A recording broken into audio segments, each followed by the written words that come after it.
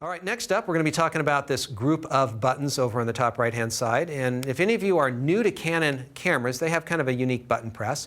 You press the button, and it is active for 6 seconds. You need to start making a change in that 6 seconds, or it times out on you. Once you start making a setting, you have another 6 seconds. And I know a lot of people who are new to Canon cameras, and they'll press a button and they'll go, let's change the drive mode. Okay, drive's activated. Now I'm going to turn the dial, and nothing's happening. You took longer than 10 seconds to make that change. And so you have to be reasonably quick about making those changes. Now you'll notice that each of these buttons has 2 settings that correspond to what that button does. And that is because the first setting on the left is controlled with the quick control dial in the back of the camera, and the second setting is controlled by the main dial. So these buttons are doing double duty. You can change one or the other very, very quickly and easily. And so while there are 3 main buttons, there's actually 6 major controls that we're going to go through right now. Starting on the far left, you press the white balance button, you turn the quick control dial in the back of the camera, and that adjusts the different white balance settings. Now, our eyes as humans tend to correct for lighting with different colors of light. But our camera doesn't know about that and doesn't work in the same way. And so we need to make settings on our white balance to make sure that whites are truly white in the photograph. Now, the most awkward situations are tungsten lightings. Those are the lights that we often have in our homes. Shooting photos, you're going to get this very orange look. And so the tungsten setting is very different. If you want a white sheet of paper to be white under those situations, you would change it to the tungsten setting. And so whatever type of lighting you are working with, ideally you want to change the white balance to fit that color of light so that you get the best colors possible. There are a couple of other options. One option is color temperature, where you can go in and set the Kelvin temperature exactly whatever it is that you want it to be. If you don't like the fact that 6,000 is where flash is at, you can change it to 6,100 or 6,200 or 5,900 or whatever number you want. And so that's a way of manually controlling the white balance. There is a custom mode where you actually do a test shot on a white piece of paper or a white surface, and you correct for the color that's there. You don't know what the correct color is, and you want to calibrate it off of a piece of paper. I'll show you more about that when we get to that in the menu section. And then there is auto white balance. And there's actually 2 versions of the auto white balance. There's kind of the traditional one, and there's a new white priority one. And the difference is in the white priority, it really strongly tries to correct for any sort of color balance. And the fact of the matter is in a tungsten light situation, our eyes still see a little bit of a warm light. Have you ever seen a light bulb that's classified as warm light? And that's because it's a tungsten light. And we see it as a little bit warm, and we do find that kind of comforting. And so if you like a little bit of that natural warmth, you would leave it in auto white balance. If you said, nope, I'm doing work for the Gap and we're shooting khakis and they're very particular about the browns and the tans and they have to be exactly the right color, then you would want to go to the auto white balance white priority, which really straightens everything perfectly straight when it comes to the colors. All right, same button, but turning the main dial on the camera is going to control our metering system, and this is the reading the light. So traditionally, traditionally cameras had a center-weighted metering system where they just measured the light in the middle of the frame. And then photographers wanted something more exact, and so they added a partial meter and then a spot meter, a very, very fine-tuned, sharp-edged knife, you might say, as far as when it comes to reading light. But the evaluative metering uses 315 zones. It's a very, very smart metering system, and it can account for areas of lightness and darkness and a lot of contrast, and it gives you a good general representation. About 99% of the Canon shooters that I know of shoot with their cameras in evaluative 99% of the time. There are a few people out there that like to kind of do things in a more manual manner using that spot meter. And so it's a very valuable technique, and it's one that I used a lot more back in the days of film. But the cameras have gotten much more forgiving when it comes to exposure, and the evaluative metering system has improved over the years to where it's pretty rare that you're going to get a bad exposure with the evaluative metering system. Moving on to our next button, we're going to talk about the drive with the quick control dial in the back of the camera. And this is what controls what happens when you press all the way down on the shutter release. And so for those of you who don't own the camera yet, we actually have some students here in the class who don't own the camera. They're going to, and there might be some people out there still kind of wondering, what does this sound like? What's this like? And so the single shot mode, of course, is your standard one shot at a time. And then the continuous high mode is at roughly about 7 frames a second, and I need to get a faster shutter speed. It's not going to work if you have too slow a shutter speed. And I don't care that these are dark exposures, but 7 frames a second is like that. We also have a normal motor drive, which about 3 frames a second. And so for some people, that 8 or 7 frames a second is so fast, every time they press down the shutter release, they get 2 shots. Now, one of my favorite modes for doing travel photography is the silent mode. Now, the silent mode is not truly silent. It's just a little bit more quiet. And so actually we can see my settings right back here. And so the silent mode, what it does is it slows the mirror movement down. And so rather than coming up as quickly as it can, it goes up a little bit more slowly so that noise is dampened a little bit. And back to single.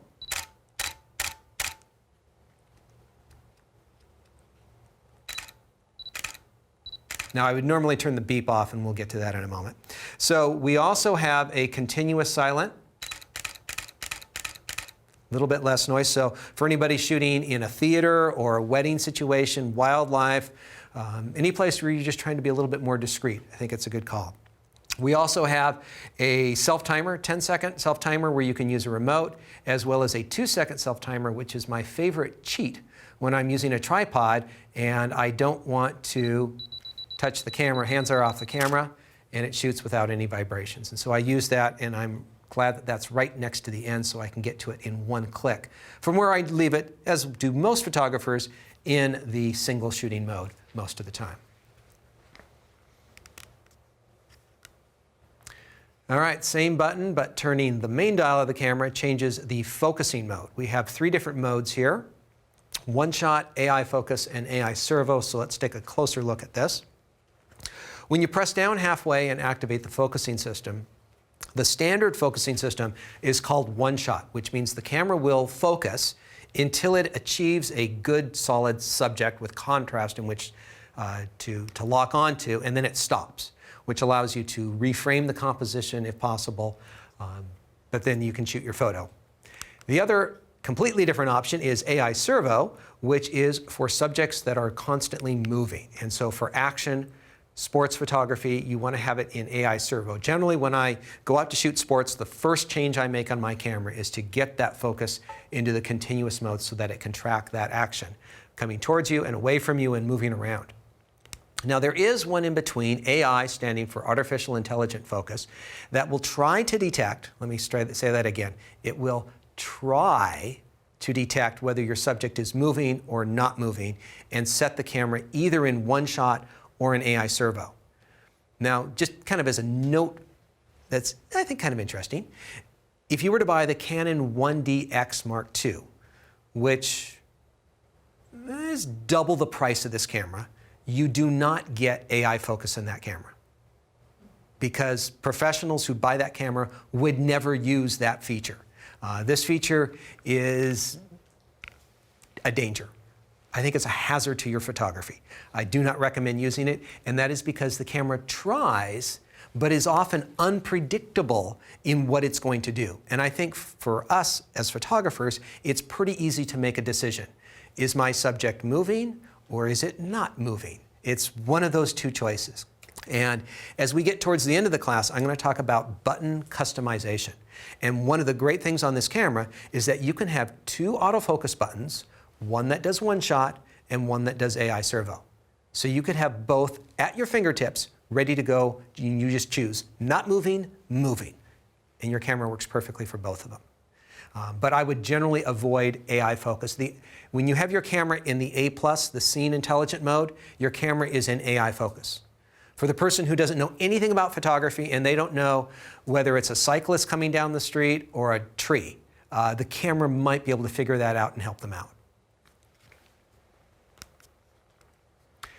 Now, as we get into the menu section, there are a ton of different ways that you can tweak the autofocus, and it's going to get very nitty-gritty, and for anyone who focuses action, this camera has a lot of different ways to customize and tweak your camera to fit the types and styles of things that you are shooting.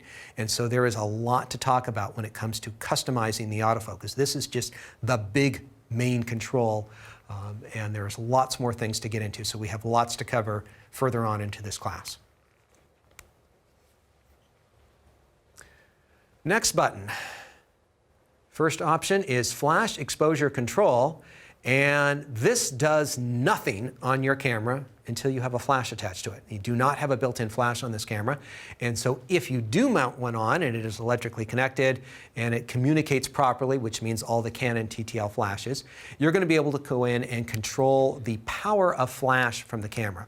The normal TTL through the lens flash is oftentimes for people photography a little too much. A lot of you are familiar with the Department of Motor Vehicles flash output when you get your picture taken. It's good for identification, but as far as a flattering photo, it's a little bit on the harsh side. And so this allows us to tone that flash down to a more natural look. Now, how much should you tone it down? 1 stop, 2 stops? It really depends on the subject, the colors, the brightnesses in that photograph, the background. And so getting that skin tone correct is going to require a little bit of adjustment, and they've added this into the camera because they know a lot of people are going to be using built-in flash, and rather than taking your hands off the camera and going up to the flash to make these adjustments, you can now make it very easily with your fingertips right there in the camera.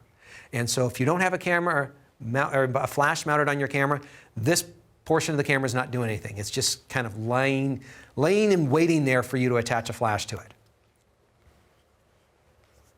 The other half of this button is changing the ISO, which is the sensitivity of the sensor. So the base sensitivity of this camera is ISO 100. You can lower it down to 50. I don't recommend it unless you absolutely need to have it. You're getting less dynamic range when you go down to 50. So you want to keep it at 100 as much as you can. You bump it up when you need faster shutter speeds. It goes up to 25,000, and then you can go into the menu system and you can expand that up to 100,000. And I always like to run my cameras through a little test to see how good they are. And so let's take a look at an example of this camera at all the different ISO settings from a low of 50. And my guess is that you're not going to notice any difference at home just because of the relatively small size of the screens and the fact that this camera is really clean up to 1600. Now, in my mind, when it comes to ISO, you should remember 3 numbers. The first number is where is your setting the best at? That's ISO 100. Absolute factual information right there. The next number, which is going to be a little mushy depending on who you are, is where you start to notice a fall off and you start noticing noise. And this is a bit of a personal opinion, and for me, it's going to be around 3200. I really don't want to go there, but it's pretty good. And the third number you want to know is when you have jumped the shark. You have gone too far, all right? And for me, the high 1 and the high 2 settings are jumping the shark. They've gone too far, okay? I could see using 25,000. I think 12,800 is another, that might be my jumping the shark limit right there, and I'm not, but everyone's going to have their own little different limitations. And the fact of the matter is, the lower number is always better than a higher number, with the exception of 50. And so that's my results, and generally my things that I've said that on pretty much all cameras is the top 2 settings are always garbage. And I think they're pretty poor, and you would only need or want to go to them in extreme situations. So that is the ISO setting. Next up, you have a little light button which illuminates the top LCD panel. I'm not going to go through all the things that you see in the LCD. You'll see that in the viewfinder, and it's mostly pretty obvious features that are turned on in their current settings on the camera. The multifunction button is, well, when you press it right now with nothing else going on, it does absolutely nothing.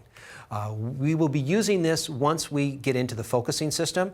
Those are going to be a separate button that we activate the focusing, and then we'll be changing the focusing system with this. But being a multifunction button means that we get to dive into the menu system in the custom function settings, and we can choose for this button to do something different. when you're not using it for autofocus area selection. And so it can still be used for autofocus area selection when you've activated that. But if you find something else valuable here, you can add it to this. One of my favorite ones is what I call cycle key functions. So the white balance, metering, drive, autofocus, flash exposure compensation, and ISO can all be activated by that single button and pressing it 3 times to cycle through those 3 different controls. And so, as I say, I want you to customize your camera, figure out what works for you, find out the shortcut that you want. The camera does not have a lot of function buttons. There are a number of other cameras on the market that have more function buttons. So there's a number of ways to customize the camera, but there's not a lot of blank buttons that you just get to customize doing whatever you want. And this is one of the few in there. It's a relatively limited list of items that you get to go in there and adjust. So pick the best one and go with that. We have the hot shoe on the top of the camera for, of course, mounting flashes. One of the things you'll notice is that there is kind of a rubber seal around the edge of it so that it has a tight weather sealing when you do mount flash on your camera. When you get into flash, one of the first things that you learn is that flash, no matter what flash unit you have, has a limited distance. The penguins in front of you, that's covered. The mountains in the background, not going to be illuminated by flash. And so great for subjects, especially portraits that are close by. Adding a little highlight to the eyes, filling in the shadows, something I really like to use when I'm doing portrait photography in many, many cases. Even on bright sunny days where you get those very harsh shadows, the flash will fill in those shadows so that you can see the face much more easily. And so if you are into portrait photography, you're going to want to look at lighting. I love natural light, and that's how I shoot most of the time. But for portraits, it's nice to have a little bit of extra light, and this is the help that really can make your photos a little bit better in many cases. Now, there are a number of different modes that you can get into in changing the flash, as far as making it fire anytime, using slow shutter speeds, syncing the curtain with the trailing curtain rather than the front, and then doing some special effect modes like the multi-flash where it fires a number of times in one shot. And then you can use a collection of Canon flashes and have them triggering wirelessly. And so you can get into some very fancy setups with multiple lights all being triggered and simultaneously and being powered just the way that you want them to. And so there is a bit of what I like to call a rabbit hole in the shooting menu where we get into the controls of the flash. And there's kind of menus within menus within menus. And we will be going through that in the menu section of the class. Now, for those of you who are using the camera in a studio or hooking this camera up through the PC socket and you have more powerful strobes, there is something to take note of. The sync speed on this camera is 200th of a second, and with any Canon flash, you can safely shoot up to 1/200th of a second. If you go faster than that, the shutter is in the way when you're taking a photo. So you can force the camera to shoot at 1/320th of a second, and that's what it's going to look like. And so 250th, we still have that curtain in the way. Theoretically, 200th is fine, but with studio flashes, as you look at these images, 200th is still a little bit dark on the bottom.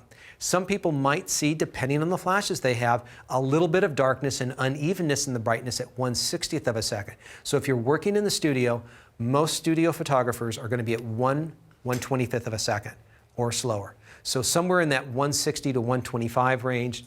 It's going to depend on the power of your flashes. If you have very powerful flashes, they tend to stay on a little bit longer, and it might interfere with where those shutter curtains are. And so it's better just to be a little bit slower, even though theoretically it works at 200th, go down to 1/25th if you're on a non-Canon studio style flash on this camera.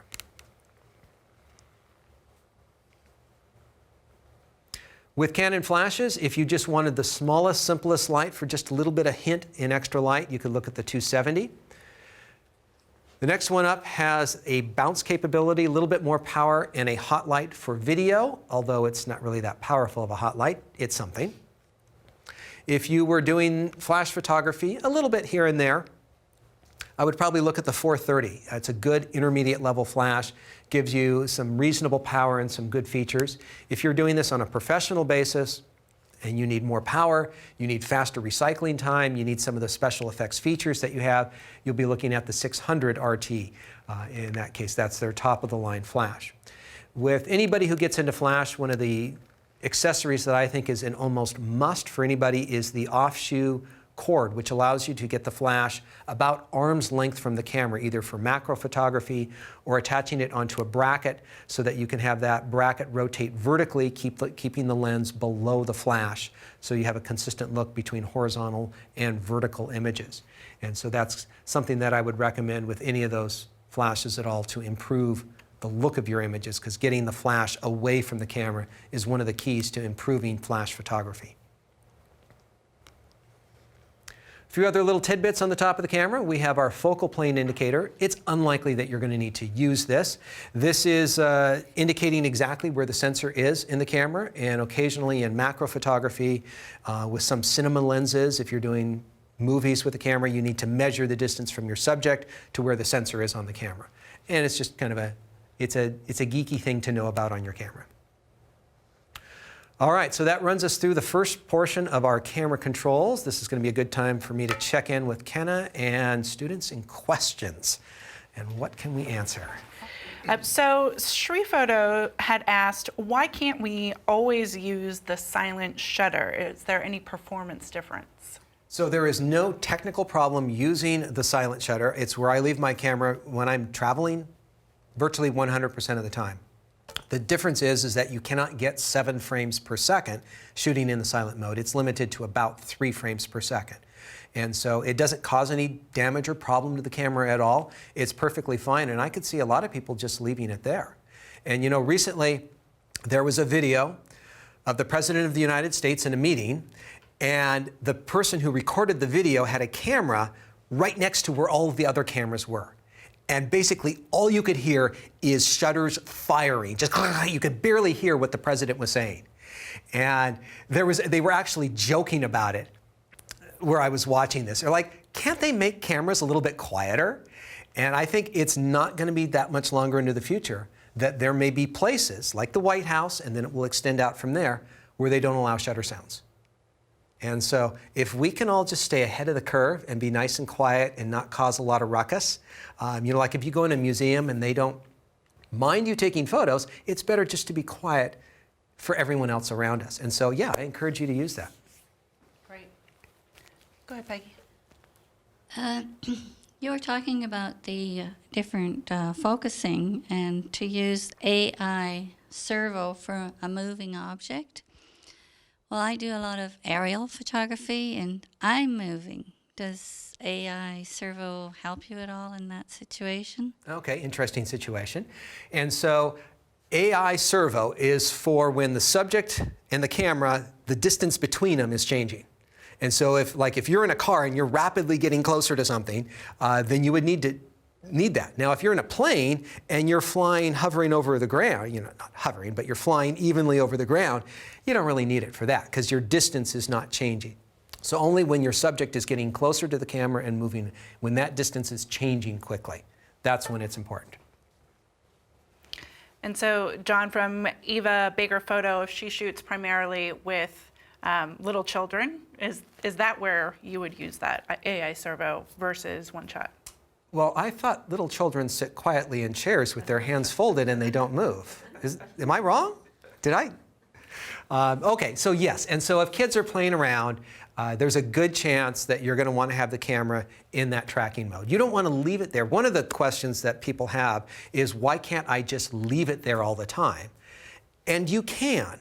The problem is that the camera is constantly adjusting, and that adjusting while you're shooting a picture may cause it to be a little out of focus. And so if your subject is not moving, it's better to lock it in so that your lens is not moving in that manner.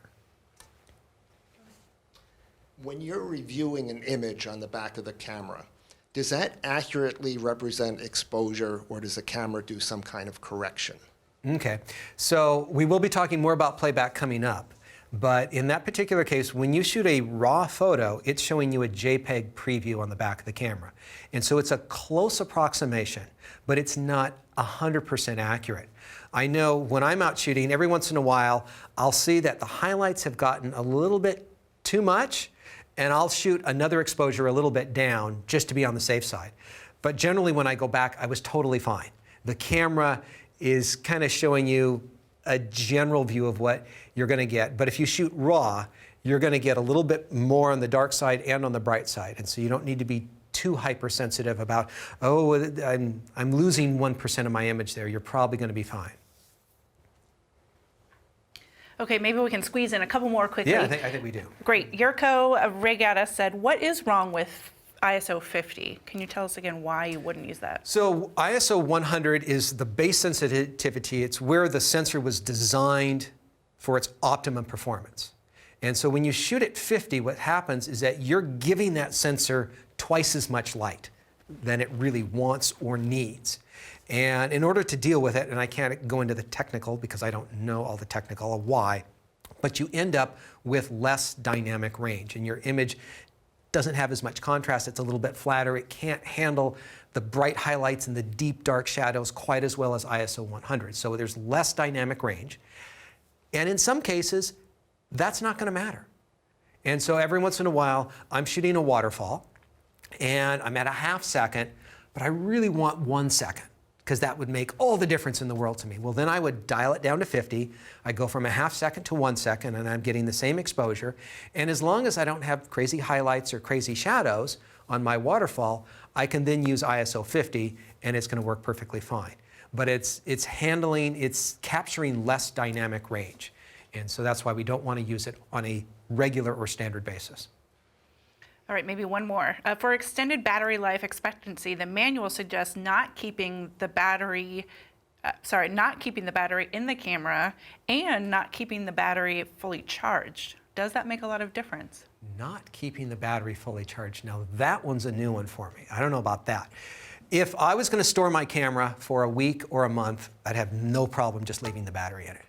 If I was going to not use the camera for a year, and that's just really disappointing to think about. Okay, I'm going to jail for 1 year and I can't shoot photos. They don't let me take a camera to prison. I could see taking the battery out of any sort of electronics because it could be a bad battery and it starts, if you've ever seen a bad battery, they start expanding and they can, I mean, like the AA's, they'll start leaking. I've never seen that with one of these batteries here. And so it's unlikely in any normal situation, but if you were going to store your camera for years without use, yeah, take the battery out. Thank you. Sure. Okay, can I show you a tip? Okay, so look at the back of my battery here. You see the green piece of tape and the red piece of tape? And so the batteries have this little orange cover. I don't have one with me because I don't have another battery out here, but there's a little window which allows you to see whether it's good or bad. And so I'll flip it when it's red, it's bad, and green, it's good. Because green is good, because green go, because green go. Okay, that's my little goofy thing. But you have to be careful about putting too many tapes and stickers on batteries because they can heat up and that can cause a problem too. But depending on how much video you shoot, it's not advisable to put a lot of stickers on your batteries.